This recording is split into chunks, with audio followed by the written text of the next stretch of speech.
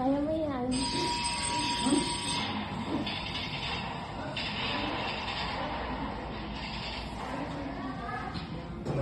Alin sa dalawang mga tunog ang gumigising sa iyo sa umaga?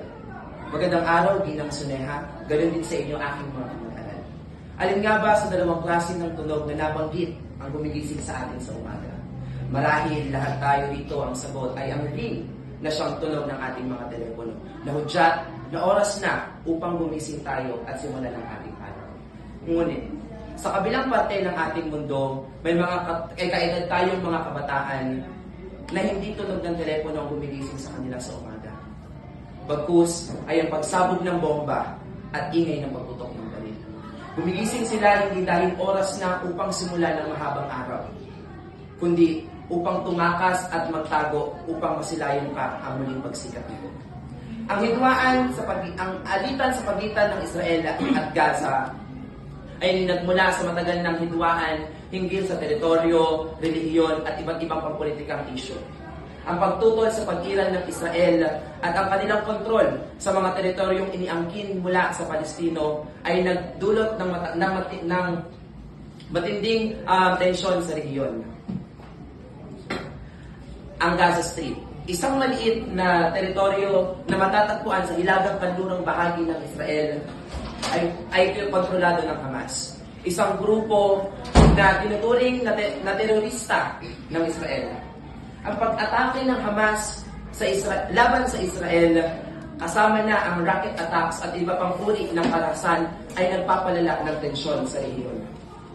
Sa haba ng kasaysayan ng alitang ito, wala ni isa rito ang nagsasabi kung sino ang maaaring manalo sa labanang ito.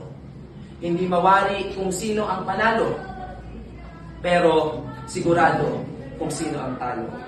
Yun ang mga kabataan. Kabataang patuloy na pinagkakaitan ng kalayaang mangarap. Kabataang pag-aaral, imbis na pag-aaral ang inaatupag, paghahanap ng masisilungan ang ginagawa dahil nawasak ng bomba ang kanilang dating tahanan. Kitang-kita sa mga balita na kabataan ang kawawa. Mga inosenteng mamamayan na wala sanang ibang hangad kundi ang mamuhay ng matiwasay. Mga mamamayang kaayusan at kapayapaan ang sigaw, ngunit bomba, baril, takot at pangamba ang patuloy na kinaharap. Hanggang kailan natin kayang sikmurain ang iyak ng mga bata habang yakap ang namayapa nilang mga magulang? Hinagpis ng mga mamamayang nais makalaya sa digmaang ito. Mapalad ka at ang tunog ng iyong telepono ang gumigising sa iyo sa umaga. Pahalagahan mo ito. Maraming kabataan ang naghahangad ng kalayaang nararanasan mo.